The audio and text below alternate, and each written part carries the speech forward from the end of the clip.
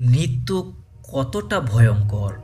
ইমাম গাজ্জালি রহিমাহুল্লাহ বলেন, মানুষের জীবনে যদি কোনো বালা মুসিবত, দুঃখ, দুর্দশা, চিন্তা, পেরেশানি, কষ্ট, তাকলিফ বা ভয়ভীতি নাও আসে, তবুও মৃত্যুর যন্ত্রণা এবং প্রাণ ত্যাগের যন্ত্রণা ভোগ করতে হবে। আর এক যন্ত্রণা যাবতীয় ভোগবিলাস ও আরাম আয়েশকে ধ্বংস করার জন্য যথেষ্ট। মৃত্যুর যন্ত্রণা বাহ্যিকভাবে বোঝা সম্ভব না। কখনো যদি কিছু সময়ের জন্য শ্বাস আটকে যায় কিংবা নিঃশ্বাস গ্রহণ করতে কষ্ট হয়, তখন মৃত্যু সম্পর্কে কিছুটা ধারণা পাওয়া যায়। তবে এই ধারণা মৃত্যুর যন্ত্রণার তুলনায় কিছুই নয়। শরীরের কোনো অনুভূতিহীন অংশ কেটে গেলে আমাদের কোনো কষ্ট লাগে না, কিন্তু দেহের যে অংশে রক্তের সঞ্চাল আছে ওইখানে সামান্য সুই ঢুকলেও যন্ত্রণা হয়, আর কাটলে তার কষ্ট কেমন তা বলার অপেক্ষা রাখে না। আমাদের পুরো শরীরে নির্দিষ্ট কয়েকটি অঙ্গ ছাড়া সবটাই প্রাণ আছে। এই কারণে কোনো অংশে হালকা আঘাত লাগলেও সারা দেহে এর প্রভাব ছড়িয়ে পড়ে। আল্লাহ প্রদত্ত রূহ আমাদের অনুভূতি সম্পন্ন দেহের সর্বাংশে অবস্থান করে, আর রূহ হলো দেহের প্রধান চালিকা শক্তি।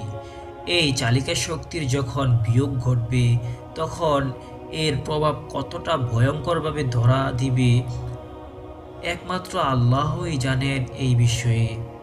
মানুষের শরীরের কোনো অংশ কাটলে অন্য অংশ জীবিত ও মজবুত থাকে বলে কান্নাকাটি ও চিৎকার চেঁচামেচি করে থাকে, কিন্তু দেহ থেকে যখন রূহ বের করা হয় তখন মানুষের মাঝে আর কোনো শক্তি থাকে না, ফলে সে সময় কান্নাকাটি করার সুযোগ পায় না। মহা যন্ত্রণার এক সময় এটি মানব জীবনের সবচেয়ে কঠিন মুহূর্তে আসে না দুনিয়ার জগতে। এটি এমন এক যন্ত্রণাময় মুহূর্ত যার থেকে মুক্তি নেই। কারো সুপারিশ এখানে কাজ করবে না, তবে আল্লাহ তাআলা নিজ দয়া করে কষ্ট লাঘব করলে ভিন্ন হিসাব। মৃত্যুর কষ্ট কতটা ভয়ঙ্কর মহানবী সাল্লাল্লাহু আলাইহি ওয়াসাল্লাম হাদিস থেকে তা আমরা কিছুটা আঁচ করতে পারবো। হযরত আয়েশা রাদিয়াল্লাহু আনহা ইরশাদ করেছেন, রাসূলুল্লাহ সাল্লাল্লাহু আলাইহি ওয়াসাল্লামের সামনে চামড়ার অথবা কাঠের এক পাত্রে কিছু পানি রাখা ছিল। ওমর সন্দেহ করতেন, নবীজি সাল্লাল্লাহু আলাইহি ওয়াসাল্লাম তার উভয় হাত ওই পানির মধ্যে প্রবেশ করাতেন, এরপর নিজ মুখমণ্ডলে উভয় হাত দ্বারা মাসেহ করতে এবং লা ইলাহা ইল্লাল্লাহ বলতেন। আরও বলতেন, নিশ্চয়ই মৃত্যুর অনেক যন্ত্রণা রয়েছে। এরপর দু হাত তুলে দোয়া করতে লাগলেন, ইয়া আল্লাহ, আমাকে সর্বোচ্চ বন্ধুর নিকটে পৌঁছে দিন।